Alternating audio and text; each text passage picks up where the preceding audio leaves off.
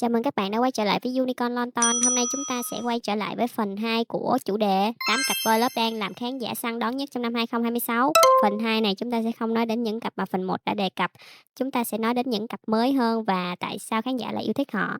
Đây là bảng xếp hạng sức hút trong công việc, không phải giấy xác nhận quan hệ ngoài đời. Nếu trong video này có thông tin gì sai sót thì mọi người thông cảm bỏ qua nhé. Số 8, Among Progress, Gwen Orenford đặt họ vào bối cảnh học đường thập niên năm 1990. Hai cậu bạn hàng xóm có tính cách khác nhau, ban đầu chẳng ưa gì nhau, rồi một quả cam từ nhà này cứ rơi sang sân của nhà kia. Nghe rất hiền đúng không? Nhưng fandom boy love có thể biến quả cam thành biểu tượng định mệnh nhanh hơn siêu thị biến trái cây hàng cận đét thành chương trình ưu đãi. Among có nét thẳng, hơi bướng, hợp với kiểu nhân vật chưa biết gọi tên cảm xúc. Progress mềm hơn, ánh mắt dễ tổn thương nhưng không yếu. Một người giống vỏ cam, một người giống phần ruột, bóc đúng lúc thì người xem chua cả tim. Khán giả săn đón họ vì cảm giác mới và vì được chứng kiến hai người xây chemistry từ đầu. Cảm giác mình có mặt ngay từ ngày đầu. Cả nhà ơi em sướng quá đi. Biến fan thành cổ đông tinh thần, dù cổ tức chủ yếu là ảnh hậu trường. Gwen Orenford còn cho họ màu riêng, thanh xuân hoài niệm, trong trẻo nhưng không quá trẻ con. Một cái nhìn lén, một lần dịnh nhỏ nhỏ, hoặc một quả cam rơi sai sân cũng đủ giữ khiến người xem ở lại. Kết luận, Among Progress được săn đón vì sự tươi mới, câu chuyện có bản sắc và cảm giác trưởng thành cùng fandom. Điểm trừ là từ nay fan đi ngang qua quầy trái cây cũng có nguy cơ đứng nhìn cam rồi tự nhiên nhớ người. Ơi ơi ơi ơi ơi ơi, phải làm sao méo méo méo méo. Số 7, TT Paw. TT và Paw không được đặt cạnh nhau như hai món trong combo khuyến mãi. Họ đi qua DMD Friendship, được khán giả theo dõi từ giai đoạn tìm bạn diễn phù hợp rồi trở thành cặp chính trong Do One With You. Trước khi lên sóng, fandom đã có một hành trình để bám vào. Do One With You cho thế giới mỹ thuật và âm nhạc. TT vào vai chàng trai học nghệ thuật, tích cực theo đuổi người mình thích. Paw mang năng lượng kín đáo, khó tiếp cận hơn, công thức người chủ động gặp người hướng nội không mới. Nhưng hai người làm nó hấp dẫn nhờ nhịp tương tác rất đời.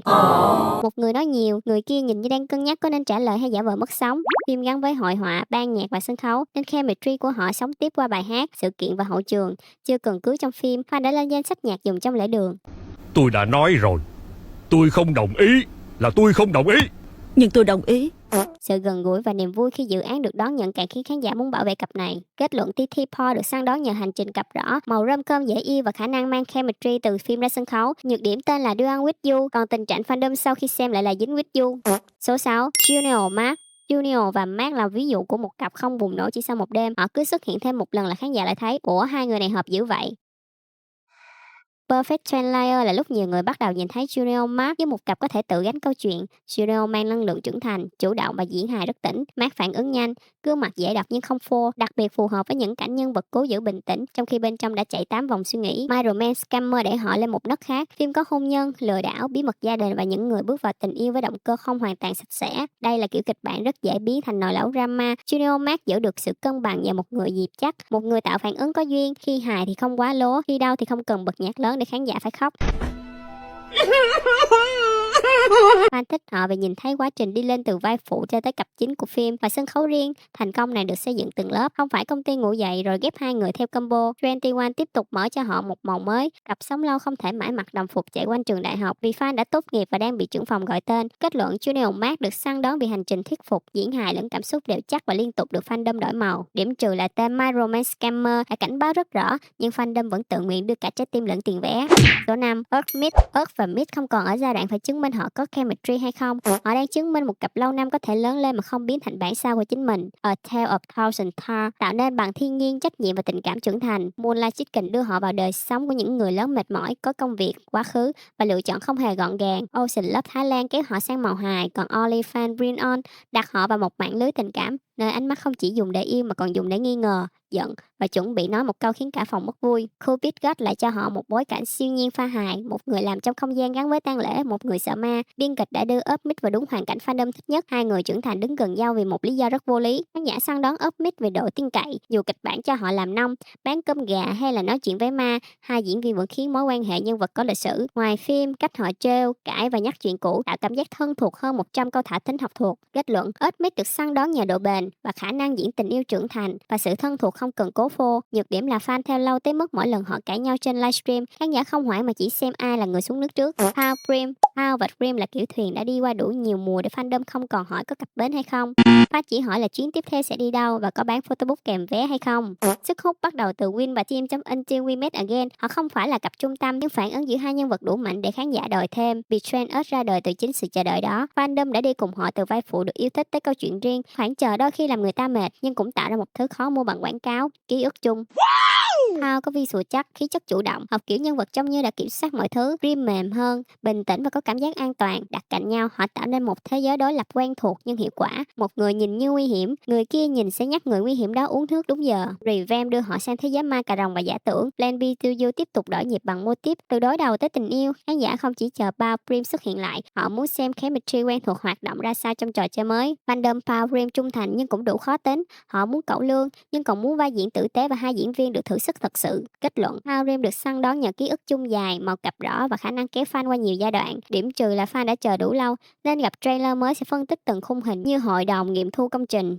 Số 3. Ken Namping. Ken và Namping là cú bứt phá cho thấy boy love không nhất thiết phải đặt ở trường học, văn phòng và căn hộ có ánh đèn đẹp. Chemchira mang họ vào thế giới tín ngưỡng, lời nguyền, tiền kiếp và nỗi sợ rất thái, để lại đủ khác, lập tức cho cặp diễn viên cơ hội tạo dấu ấn riêng. Nam Binh và vai nhân vật có sức nặng lời nguyền và quá khứ. Cậu có vẻ mong manh nhưng hoàn toàn không bất lực. Ken mang năng lượng bảo vệ, vững và có sức nặng thể chất. Cặp này hút người xem không chỉ vì một người cứu một người. Họ hút vì giữa nỗi sợ, tình cảm trở thành thứ giữ nhân vật lại với cuộc sống. Horror boy love rất dễ học, ma không đáng sợ thì khán giả cười. Tình yêu không đủ tin thì khán giả chỉ chờ ma quay lại. Ken Nam Binh phải giữ cả hai đầu, tạo cảm giác nguy hiểm thật nhưng vẫn khiến cho người xem tin hai nhân vật sẽ chọn nhau dù lựa chọn đó có hậu quả. Kem chia ra cho fandom nhiều lớp để đào. Tình yêu, văn hóa nhân gian, biểu tượng và tiền kiếp. Fan không chỉ đua cặp mà còn được giải mã cả thế giới phim. Từ đẩy thuyền sang đào mộ tiền kiếp, câu chuyện tiếp tục mở rộng bằng dự án đặc biệt và phiên bản hoạt hình trong kế hoạch của Domondin. Một cặp mới mà thương hiệu đã có thể đi từ phim người đóng sang nội dung đặc biệt và hoạt hình thì rõ ràng tiềm năng không còn nằm trong một mùa phim. Kết luận, Ken Nam Bin được săn đón vì một phim khác biệt, diễn cảm xúc tốt và một thế giới đủ lớn để fandom tiếp tục khám phá. Nhược điểm là sau Kem chia ra, fan nghe tiếng động lúc nửa đêm không biết nên sợ ma hay mở điện thoại kiểm tra lịch dự án mới. Số 2. First Cao Tung. First và Cao Tung có một lợi thế mà không phải cặp nào cũng sở hữu. Khán giả tin họ dám làm nhân vật xấu xí về cảm xúc, không phải xấu về mặt đâu nha. Hai gương mặt đó mà xấu thì tôi xin nghỉ ngành thị giác. Tôi đang nói những nhân vật ích kỷ, tổn thương, yêu sai cách và đôi lúc khiến người xem muốn bước vào màn hình lắc vai. The Ellipse xây cặp bằng đối đầu và bí mật. Moonlight Chicken cho họ tuyến phụ nhưng cảm xúc đủ sâu để nhiều người nhớ. Only Friend thả họ vào mối quan hệ nơi tình yêu không tự động biến ai thành người tốt. The Hurt Killer trộn thành công hài và ham muốn. Mỗi lần tái hợp, First Cartoon không chỉ đổi quần áo, họ còn đổi luôn cách yêu. The Invisible Dragon tiếp tục đưa họ vào thế giới có quyền lực, bí mật và chất hình ảnh đậm. Khán giả không biết chính xác họ sẽ làm gì, nhưng tin hai người sẽ không chọn con đường an toàn nhất. First có khả năng làm cảm xúc bùng ra nhanh. Anh diễn sự bất an rất rõ, đôi mắt giống như nhân vật vừa nghĩ ra 3 cách tự phá đời mình. Cao Thung giỏi giữ cảm xúc dưới bề mặt, cậu có thể nói rất bình tĩnh, nhưng khiến khán giả hiểu nhân vật đang đứng sát mép vỡ. Một người là lửa nhìn thấy được, một người là than âm ỉ. Đặt cạnh nhau, biên kịch chỉ cần đưa thêm gió. Ngoài màn ảnh, cách họ động viên và thể hiện sự trân trọng tạo cảm giác tin cậy. Fan service tạo tiếng hát trong một đêm, còn sự tin tưởng giữ lòng trung thành nhiều năm. Kết luận, First Cao Thung được săn đón vì diễn xuất đáng tin, lựa chọn nhân vật gan và mối quan hệ nghề nghiệp có chiều sâu.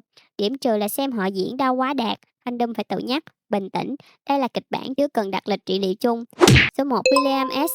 William và S đứng đầu phần 2 vì họ chạm được nhiều nhóm khán giả cùng lúc mà vẫn giữ bản sắc cặp rõ. Nhiều người mê boy love biết họ qua tempo, người nghe nhạc biết William từ link, người theo biểu diễn và thời trang có thêm lý do chú ý, còn người vô tình xem một đoạn edit thường ra khỏi đó với lịch sử tìm kiếm dài thêm đáng kể. Tempo đặt tình yêu giữa tham vọng, hình ảnh công chúng, tình bạn trong nhóm nhạc và nỗi sợ bị bỏ lại. William mang vào vai Tham, kinh nghiệm của một người thật sự đứng trên sân khấu, cách nhân vật hát, làm việc với nhóm và chịu áp lực không có cảm giác được học cắt tóc trước ngày quay. S tạo rapport rất vững vàng. Cậu không tranh hào quang với nhân vật idol, Paul quan sát, lắng nghe và khiến Tham có không gian trở thành con người thay vì sản phẩm. Cặp không vận hành bằng công thức người nổi tiếng gặp fan rồi yêu, họ vận hành bằng cảm giác một người nhìn thấy phần đời mà đám đông không nhìn thấy. William có năng lượng biểu diễn sáng, giọng hát và sức hút sân khấu. S yên hơn, kiểm soát cơ thể tốt và diễn những khoảnh khắc ngập ngừng rất tự nhiên. Một người kéo ánh đèn về phía mình, một người khiến khán giả quên mất đang có ánh đèn. Sự đối lập đó cực hợp máy quay. Nhạc phim, sân khấu, tour fan meeting và hoạt động quốc tế giúp cặp không biến mất sau tập cuối. Fandom Tham Paul không phải đóng vali về nhà, họ được chuyển thẳng sang phòng hòa nhạc,